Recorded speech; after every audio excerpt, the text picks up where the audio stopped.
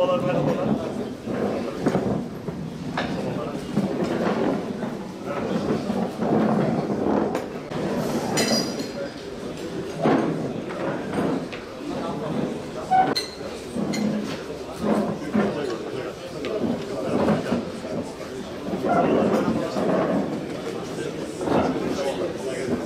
Buradaki basın mensuplarımızla beraber ümit ediyorum ki daha önceki görev yerlerimde uygulamaya koymaya çalıştığım, bazılarında uyguladığım projeleri beraberce hayata geçirebiliriz.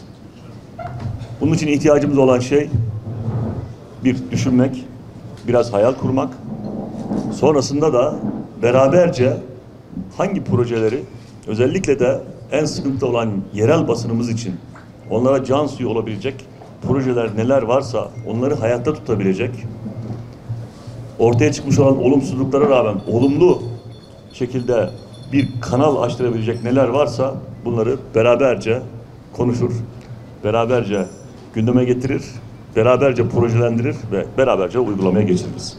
Güçlü yerel basın demek, halkın istek, beklenti, temennilerinin, şikayetlerinin, sıkıntılarının en hızlı, en rahat ve en objektif şekilde bulunabilmesi demek.